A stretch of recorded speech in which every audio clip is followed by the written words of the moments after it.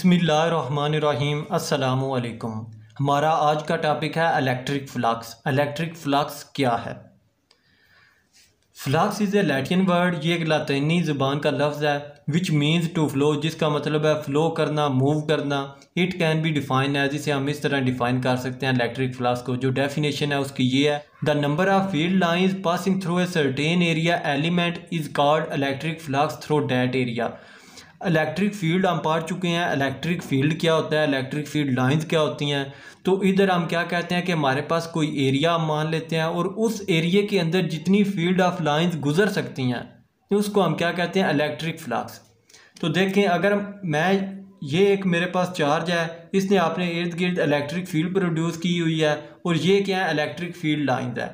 तो मैं मान लेता हूँ कि ये इलेक्ट्रिक फील्ड लाइंस हैं जो ऊपर जा रही हैं और ये मैं एरिया मान लेता हूँ कि इस एरिया में से जितनी फील्ड ऑफ लाइंस गुजर रही हैं वो क्या है, इलेक्ट्रिक फ्लक्स है। यहाँ इसकी एक और डेफिनेशन है, वो बड़ी इजी सी है कि electric flux through an area is defined as. किसी भी एरिया में हम इलेक्ट्रिक फ्लक्स को इस तरह डिफाइन करेंगे, the scalar product of electric field intensity and vector area. यानी कि scalar product of electric intensity and vector area is called electric flux. ये बड़ी सिंपल सी डेफिनेशन है कि dot product of electric intensity and vector area. तो नीचे जो definition पड़ी है उससे हम मैथमेटिकली ये कह सकते हैं कि इलेक्ट्रिक फ्लक्स को हम किस से रिप्रेजेंट कर रहे हैं, फाई से। ये इलेक्ट्रिक फ्लक्स को हम इससे रिप्रेजेंट करते हैं is equal to E dot A, electric intensity dot vector area, यानी कि dot product of electric intensity and vector area. ये हमारे पास एरिया जिसमें फील्ड ऑफ लाइंस गुजर सकती हैं। तो इसमें वेक्टर एरिया क्या होगा, in the direction of unit vector. जिस डायरेक्शन में यूनिट वेक्टर होगा उसी डायरेक्शन में वेक्टर एरिया होगा। या हम इलेक्ट्रिक, आपने पढ़ा है पीछे के डॉट प्रोडक्ट क्या होती है, अगर ए डॉट बी है और ए क्रॉस बी है, ये क्या है, डॉट प्रोडक्ट। इसे हम कहते हैं ए बी कॉस थीटा, हम इसको लिख सकते हैं, और ए क्रॉस बी को ए बी साइन थीटा। तो डॉट प्रोडक्ट है तो कॉस थीटा आएगा। So phi is equal to E A cos theta आ गया। और ये थीटा हमें बताएगा कि इलेक्ट्रिक फील्ड लाइंस और जो हमारे पास वेक्टर एरिया है उसके दरमियान एंगल क्या है। Where theta is the angle between electric intensity या electric field lines and vector area. आगे हम देखते हैं कि इलेक्ट्रिक फ्लक्स किन किन फैक्टर्स पर डिपेंड करता है। Dependence of electric flux, number of electric lines of force per unit area, यानी जो हम एरिया ले रहे हैं उसमें कितनी फील्ड ऑफ लाइंस गुजर रही हैं। तो जितनी फील्ड ऑफ लाइंस गुजर रही हैं उन पर डिपेंड करेगा इलेक्ट्रिक फ्लक्स। दूसरा क्या है, एरिया ऑफ सरफेस, यानी जो सरफेस हम ली हुई है जिसका हम एरिया ले रहे हैं वो एरिया कितना है। तीसरे पे है ओरिएंटेशन ऑफ सरफेस, जो हम सरफेस ले रहे हैं उसकी डायरेक्शन क्या है, यानी वो किस डायरेक्शन में पड़ी हुई है, पैरेलल है, परपेंडिकुलर है या इंक्लाइंड है। तो आगे इसके स्पेशल केसेस हैं कि अगर हम सरफेस जो ले रहे हैं वो पैरेलल है टू द इलेक्ट्रिक फील्ड, या वो परपेंडिकुलर है टू द इलेक्ट्रिक फील्ड, या फिर वो इंक्लाइंड है टू द इलेक्ट्रिक फील्ड, तो हमारे पास इलेक्ट्रिक फ्लक्स क्या आएगा। पहला केस है मेरे पास स्पेशल केसेस में, केस 1 मैक्सिमम फ्लक्स। जब फ्लक्स मैक्सिमम होगा, मैक्सिमम कब होगा, जब मैं सरफेस जिसमें से वो इलेक्ट्रिक फील्ड लाइंस गुजर रही हैं वो क्या हो, पैरेलल हो। देखें, अगर मेरे पास एरिया है, इसमें से फील्ड ऑफ लाइंस गुजर रही हैं, इधर से फील्ड ऑफ लाइंस आ रही हैं और इसमें से आगे गुजर रही हैं। देखें, ये फील्ड ऑफ लाइंस है, ई क्या शो कर रहा है, electric field of lines. Vector area कहाँ होगा कि यूनिट वेक्टर की डायरेक्शन में होगा। यूनिट वेक्टर क्या होगा, जो हम सरफेस ले रहे हैं उसके परपेंडिकुलर होता है यूनिट वेक्टर। यूनिट वेक्टर अगर आप ये एरिया ले रहे हैं तो इसके परपेंडिकुलर होगा ये यूनिट वेक्टर, और वेक्टर एरिया फिर क्या होगा, same as in direction of unit vector. अगर हम ये सरफेस ले रहे हैं तो इसका जो परपेंडिकुलर होगा वो क्या होगा, वेक्टर एरिया। तो इसका परपेंडिकुलर ये होगा, तो ये क्या आ गया, वेक्टर एरिया। और फील्ड ऑफ लाइंस क्या है, सेम इसी डायरेक्शन में गुजर रही हैं जिस डायरेक्शन में वेक्टर एरिया है। तो फील्ड ऑफ लाइंस और वेक्टर एरिया के दरमियान जो एंगल बन रहा है वो हमें बताएगा कि फ्लक्स मैक्सिमम है या मिनिमम है। तो अब देखें, फील्ड ऑफ लाइंस भी उसी डायरेक्शन में है और वेक्टर एरिया भी सेम उसी डायरेक्शन में है। तो दोनों के दरमियान अगर दोनों सेम डायरेक्शन में हो, कोई भी टू लाइंस, तो उनके दरमियान जो एंगल होता है वो 0 डिग्री का होता है, यानी वो पैरेलल होती हैं।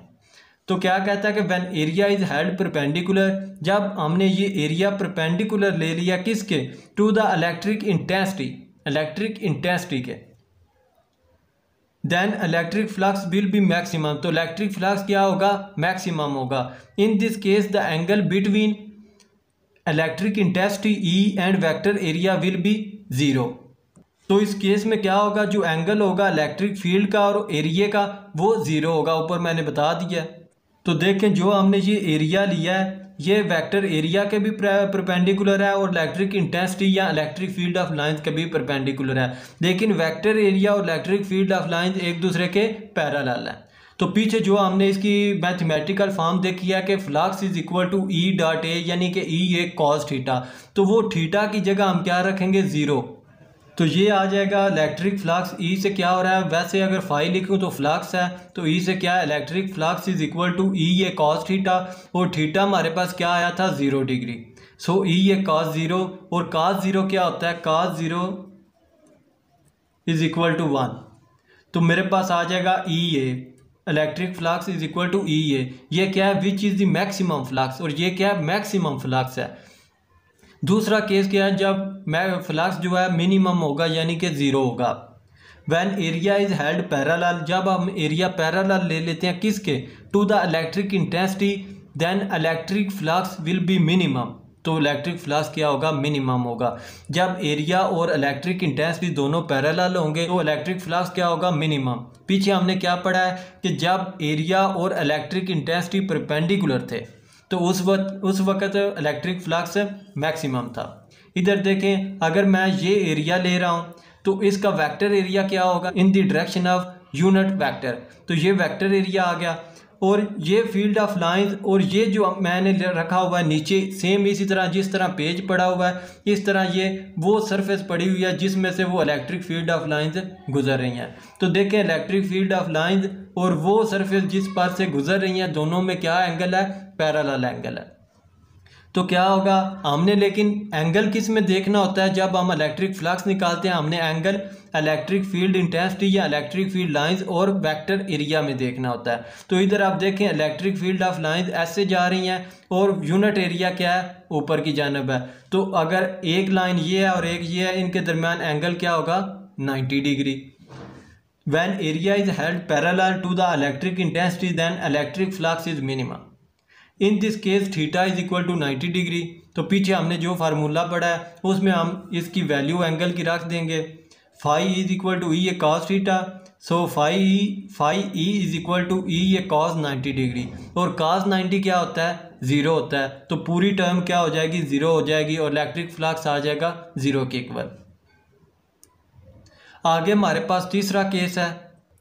तीसरा केस क्या है कि when area is inclined along theta with lines, जब जो एरिया है हमारे पास वो इंक्लाइंड होगा to the electric field lines के। वो कैसे होगा, अगर देखें ये मेरे पास एरिया है जिसमें से फील्ड ऑफ लाइंस गुजर रही हैं, कि अगर आप किसी भी दीवार के साथ सीढ़ी लगाएं तो वो सीढ़ी की डायरेक्शन या एंगल क्या होगा, इंक्लाइंड होगा। इसी तरह मैंने एरिया को रखा हुआ है बिल्कुल ऐसे, ना सीधा है ना नीचे है, बिल्कुल ये इस तरह इस डायरेक्शन में है, तो इस डायरेक्शन में क्या होगा, इंक्लाइंड होगा। तो इसका जो यूनिट वेक्टर है या वेक्टर एरिया है वो क्या होगा, परपेंडिकुलर होगा टू द एरिया, जो हमने सरफेस ली हुई है उसके एरिया के परपेंडिकुलर होगा। तो उस सरफेस के परपेंडिकुलर तब भी होगा अगर ये लाइन है और ये लाइन है, तब इनके दरमियान 90 डिग्री का होगा। तो ये इंक्लाइंड क्या होगी, सेम इसी तरह जिस तरह हम सीढ़ी किसी दीवार के साथ लगाते हैं, इंक्लाइंड भी उसी डायरेक्शन में होगी। तो ये मैंने वो एरिया रखा हुआ है या वो सरफेस है जिसमें से फील्ड ऑफ लाइंस गुजर रही हैं, और ये वेक्टर एरिया है। तो इसका एंगल क्या होगा, थीटा हम मान लेते हैं, और फील्ड ऑफ लाइंस नीचे से आ रही हैं और उस सरफेस में से गुजर रही हैं, आगे ये गुजर रही हैं। अब हमें क्या पता है, अब हमें पीछे तो हमें पता था कि जब इलेक्ट्रिक फील्ड लाइंस और वेक्टर एरिया के दरमियान एंगल पैरेलल था तब भी हमें पता था, और जब 90 था तब भी हमें पता चल जाता था। तो इधर हमें एंगल का पता नहीं चल रहा, तो हम इधर थीटा ही कंसीडर कर लेते हैं। When the area is inclined, जब एरिया हम इंक्लाइंड रखते हैं एट ए सर्टेन एंगल, जिसका एंगल कोई भी हो सकता है, with electric field strength, electric field strength के ये जो इलेक्ट्रिक फील्ड ऑफ लाइंस गुजर रही हैं इनके लिहाज से एरिया कुछ भी हो सकता है। then electric flux is equal to E into projection of A on E। Projection of A on E क्या है कि ये देखें, ये वेक्टर एरिया है जिसे हम A मान रहे हैं और ये फील्ड ऑफ लाइंस है। तो देखें अगर इस तरह पड़ा हुआ है कि वो एरिया जिसमें से फील्ड ऑफ लाइंस गुजर रही हैं, तो नीचे से क्या है, फील्ड ऑफ लाइंस गुजर रही हैं, तो इसका साया जो ऊपर पेन पड़ा हुआ है इसका साया क्या होगा, फील्ड ऑफ लाइंस के ऊपर होगा। तो ये हमें बता रहा है कि प्रोजेक्शन ऑफ A, ये जो एरिया है ऊपर ऑन E, ये जो इलेक्ट्रिक फील्ड लाइंस गुजर रही हैं, तो ये क्या बता रहा है कि projection of A on E, यानी कि ये जो एरिया है इसका साया पड़ रहा है किस पर, इलेक्ट्रिक फील्ड लाइंस पर, इसी हम कहते हैं projection of A on E। So electric flux is equal to A into A cos theta, यानी projection of A on E क्या है, A कॉस थीटा। पीछे आपने पढ़ा होगा पार्ट 1 में कि projection of A on B and projection of B on E। तो अगर आप वो टॉपिक पढ़ लें तो आपको ज़्यादा समझ आ जाएगा कि ये प्रोजेक्शन क्या है।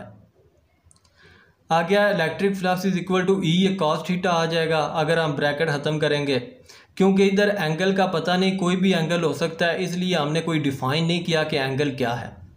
As electric flux is scalar product, क्योंकि इलेक्ट्रिक फ्लक्स एक स्केलर प्रोडक्ट है, so it is a scalar quantity.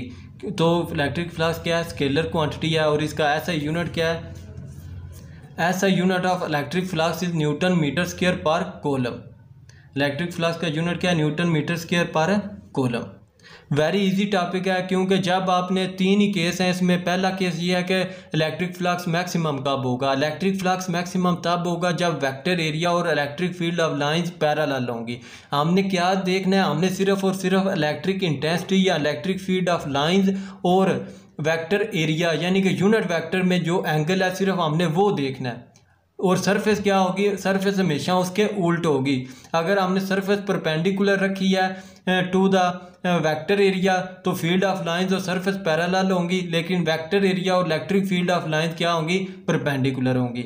तो पहला केस क्या है कि जब फील्ड ऑफ लाइंस और वेक्टर एरिया पैरेलल है तब क्या इलेक्ट्रिक फ्लक्स मैक्सिमम है। दूसरा केस क्या है कि जब वेक्टर एरिया और electric field of lines perpendicular है तो इलेक्ट्रिक फ्लक्स क्या है, मिनिमम है। और तीसरा केस है कि जब हमारे पास सरफेस जिसमें से वो फील्ड ऑफ लाइंस गुजर रही हैं वो हमने इंक्लाइंड रख दिया है, तो उस वक्त एक सर्टेन कोई भी एंगल हो सकता है, तो उस वक्त क्या होगा कि इलेक्ट्रिक फ्लक्स हमारे पास आ जाएगा AE cos थीटा।